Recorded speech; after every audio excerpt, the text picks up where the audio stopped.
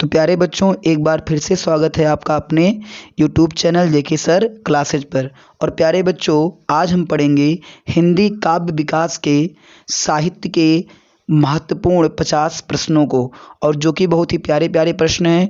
और इसमें आपको आराम से सुनना है। एक बार, दो बार, तीन बार इस ऑडियो को सुन लेंगे तो पूरी तरीके से आपको ये सारे प्रश्न याद हो जाएंगे। इसका विशेष ध्यान दिया गया है। तो चलिए बच्चों, बिना किसी देरी के प्रश्न को स्टार्ट करते हैं। तो आपका पहला प्रश्न है, नई कविता युग की रचना है। तो नई कविता युग किसकी रचना है? तो इसका उत्तर होगा पुरूरवा। पुरूरवा 2020 में पूछा गया ये प्रश्न है कि नई कविता युग किसकी रचना है? तो पुरूरवा की रचना है। अगला, भारतेंदु हरिश्चंद्र द्वारा प्रकाशित पत्रिका है। तो बच्चों, भारतेंदु हरिश्चंद्र द्वारा प्रकाशित जो पत्रिका है उसका नाम है कवि वचन सुधा। तो कवि वचन सुधा के संपादक कौन है? भारतेंदु हरिश्चंद्र। अगला प्रश्न है, सुमित्रानंदन पंत सुकुमार कवि हैं। तो सुमित्रानंदन पंत जो हैं प्रकृति के, नेचर के सुकुमार कवि हैं। अगला प्रश्न, राम की शक्ति पूजा कविता के रचयिता कौन हैं? तो उनका नाम है सूर्यकांत त्रिपाठी निराला जी। राम की शक्ति पूजा के रचयिता कौन है? सूर्यकांत त्रिपाठी निराला जी हैं। विनय पत्रिका किस काल की रचना है? तो बच्चों, जो विनय पत्रिका है ये आधुनिक काल की रचना है। और अभी मैंने एक पत्रिका के बारे में और बताया था, कवि वचन सुधा। कवि वचन सुधा के जो संपादक हैं उनका नाम है भारतेंदु हरिश्चंद्र जी। अगला प्रश्न है कि अष्टछाप के कवि नहीं हैं। देखो, अष्टछाप के जो कवि नहीं हैं उसमें आपको 4 ऑप्शन दिया जाएगा। जैसे परमानंद दास, ये अष्टछाप के कवि हैं। गोविंद स्वामी, ये भी अष्टछाप के कवि हैं। नंददास भी अष्टछाप के कवि हैं। लेकिन जो ईश्वर दास हैं वे अष्टछाप के कवि नहीं हैं। तो प्यारे बच्चों, ये प्रश्न इस तरह आ सकता है कि अष्टछाप के कवि कौन है? तो आप याद करिएगा, परमानंद दास, गोविंद स्वामी, नंददास, और कौन नहीं है तो ऑप्शन में देख लीजिएगा कि कौन नहीं है। अगला प्रश्न है कि निम्न में से कौन मैथिली शरण गुप्त की रचना है? तो बच्चों, मैथिली शरण गुप्त की जो रचना है उनका नाम है अनघ। अनघ किसने लिखा है? मैथिली शरण गुप्त जी ने लिखा है। अगला प्रश्न है कि सुमित्रानंदन पंत को चिदंबरा कृत पर पुरस्कार मिला था। पहली प्रश्न तो ये पूछ सकता है कि चिदंबरा के लेखक कौन है?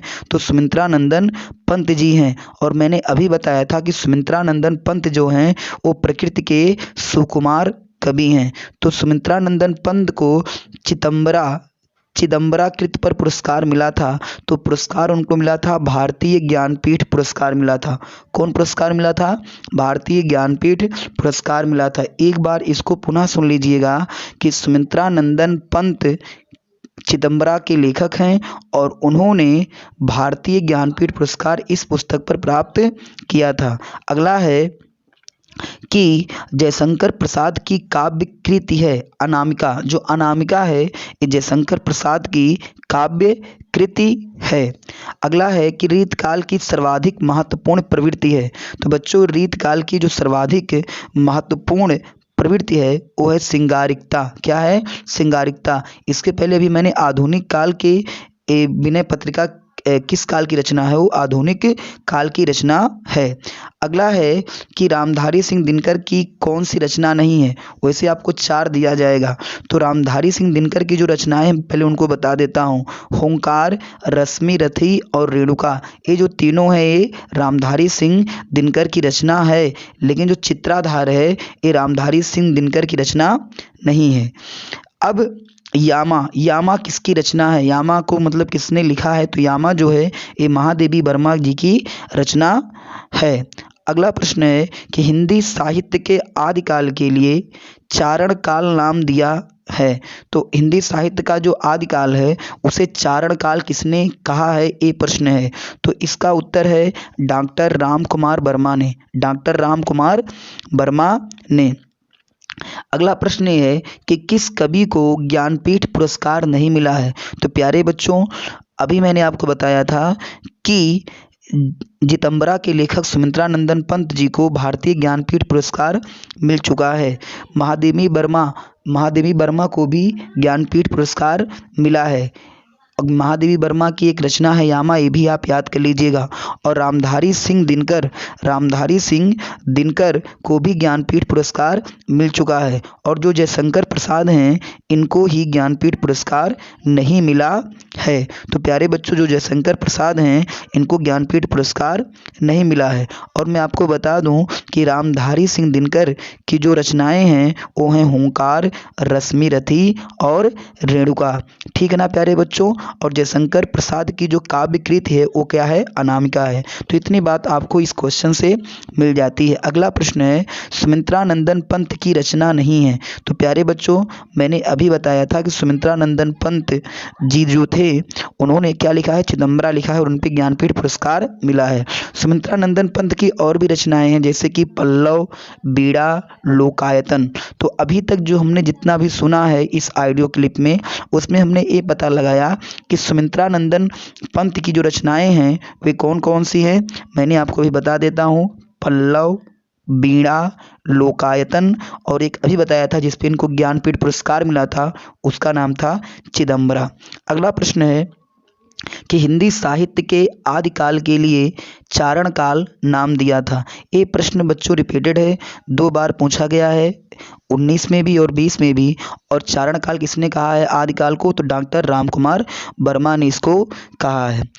अगला प्रश्न, निम्नलिखित में से कौन प्रेमाश्री शाखा के कवि नहीं है? तो बच्चों, जो जायसी थे, मंझन थे, कुतुम्बन थे, ये सब प्रेमाश्री शाखा के कवि हैं।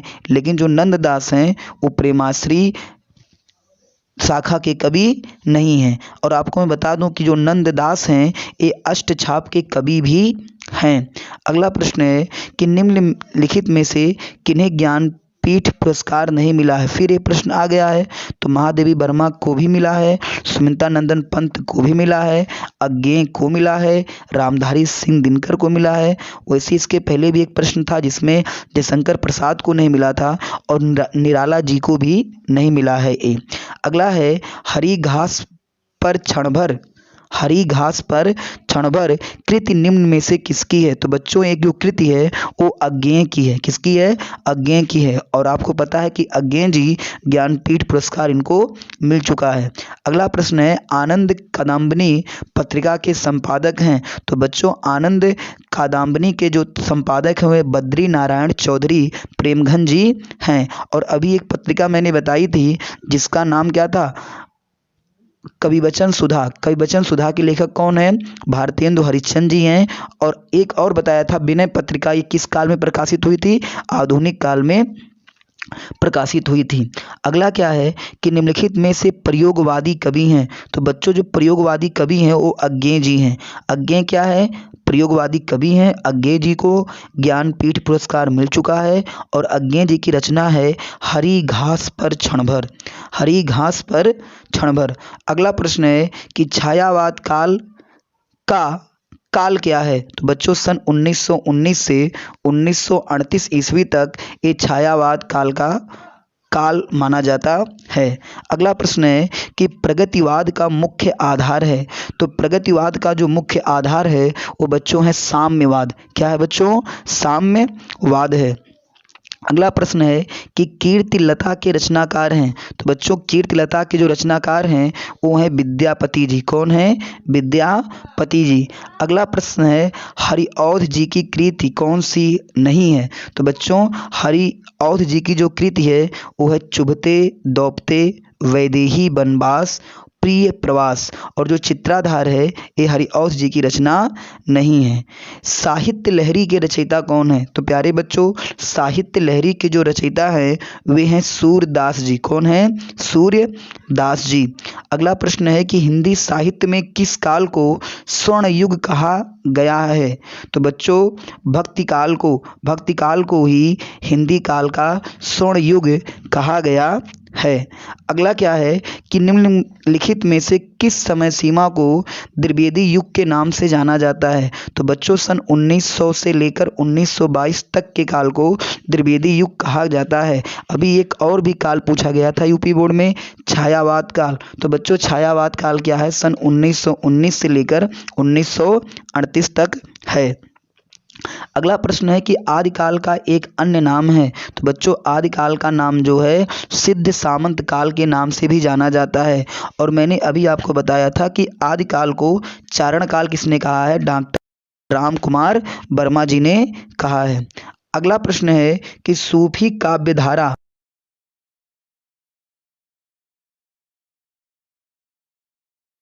इस सूफी काव्यधारा के कवि हैं। अगला प्रश्न है कि निम्नलिखित में से राम भक्ति शाखा के कवि कौन नहीं है? तो तुलसीदास जी ये भी राम भक्ति शाखा के कवि थे, अग्रदास भी और नाभादास भी। जो चतुर्भुज दास थे ये ही राम भक्ति शाखा के कवि नहीं है। अगला प्रश्न है कि मैथिली शरण गुप्त किस युग के कवि हैं? तो बच्चों किस युग के कवि हैं? द्विवेदी युग के कवि हैं। तो बच्चों जब भी द्विवेदी युग की बात आए तो इसका जान जाओ कि इसका जो काल होता है सन 1900 से लेकर 1922 में हुआ था।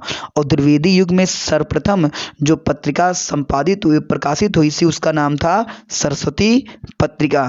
फिर आगे बढ़ते हैं, चुभते दौपते के रचनाकार कौन हैं? तो बच्चों चुभते दौपते के रचनाकार कौन से हैं?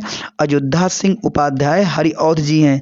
और भी मैंने बताया भी था कि हरिऔध जी की जो रचनाएं हैं चुभते दौपते, वैदेही वनवास और प्रिय प्रवास। अगला प्रश्न चलते हैं, विनय पत्रिका के रचनाकार हैं। तो बच्चों विनय पत्रिका के रचनाकार कौन है? तुलसीदास जी हैं। और तुलसीदास जी जो हैं वो किसके हैं? राम भक्ति शाखा के कवि हैं। और विनय पत्रिका जो है ये किस काल की रचना है बच्चों? तो आधुनिक काल की रचना है। अगला प्रश्न है कि कामायनी किस युग की रचना है? तो बच्चों जो कामायनी है ये छायावादी युग की रचना है। और छायावादी का जो काल है सन 1919 से लेकर सन 1938 तक है। अगला प्रश्न है कि निम्नलिखित में से छायावादोत्तर काल के कवि हैं। तो शिवमंगल सिंह सुमन जो हैं ये छायावादोत्तर काल के कवि हैं। और बच्चों छायावादी युग सन 1919 से 1938 के मध्य है। और इस युग की एक प्रसिद्ध रचना है कामायनी। ठीक ना। अगला प्रश्न है कि हिंदी साहित्य में किस काल को श्रृंगार काल कहा जाता है? तो बच्चों श्रृंगार काल रीतिकाल को कहा जाता है, रीतिकाल को कहा जाता है। और एक बहुत प्यारा सा प्रश्न है कि आदिकाल को चारण काल किसने कहा था? किसने कहा था? डॉक्टर राम कुमार वर्मा जी ने कहा था। ठीक ना प्यारे बच्चों। अगला प्रश्न है कि मोहन राकेश रचनाकार है। मोहन राकेश जो रचनाकार है वो है शुक्लोत्तर युग के। किसके हैं? शुक्लोत्तर युग के हैं। अगला प्रश्न है कि खुमान रासों के रचयिता हैं। तो बच्चों खुमान रासों के रचयिता हैं दलपति विजय। कौन है? दलपति विजय। अगला है अग्रदास किस काव्य धारा के कवि हैं? तो बच्चों राम भक्ति काव्य धारा के कवि हैं तुलसीदास जी, अग्रदास जी, नाभादास जी। और ये सब क्या है? राम भक्ति काव्य धारा के कवि हैं। और जो चतुर्भुज दास हैं ये इस शाखा के कवि नहीं है।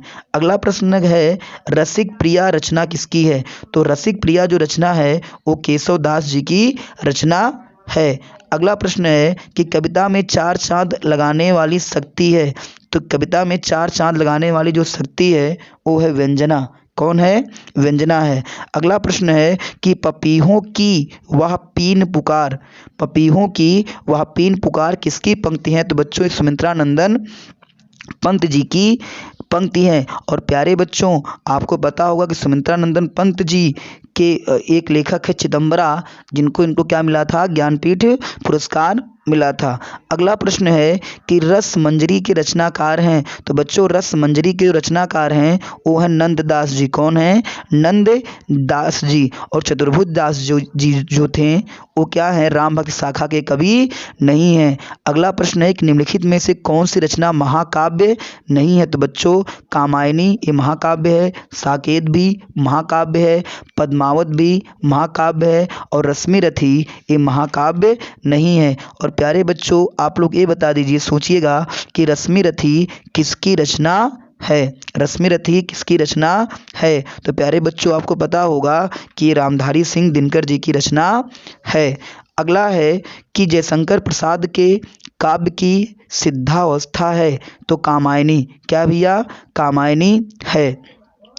अगला प्रश्न, हारे को हरिनाम काव्य ग्रंथ के रचनाकार कौन है? तो हारे को हरिनाम के रचनाकार कौन है? रामधारी सिंह दिनकर। और रश्मिरथी के भी रचनाकार कौन है? रामधारी सिंह दिनकर हैं। और रश्मिरथी एक महाकाव्य नहीं है।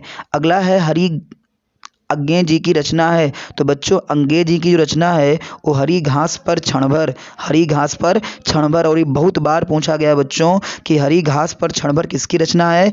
अज्ञे जी की रचना है। अगला प्रश्न है कि छायावादोत्तर काल के कवि कौन है? तो सच्चिदानंद, हीरानंद, वात्स्यण्य, अज्ञे, ये हैं छायावाद काल के कवि। अगला प्रश्न है कि निम्नलिखित में से किन्हें ज्ञानपीठ पुरस्कार नहीं मिला है? तो प्यारे बच्चों किसे नहीं मिला है? जयशंकर प्रसाद जी को नहीं मिला है और निराला जी को नहीं मिला है, बल्कि महादेवी वर्मा जी को मिला है। इनकी रचना है यामा। सुमित्रानंद पंत को भी मिला है चिदम्बरा पर, और रामधारी सिंह दिनकर जी को भी मिला है यह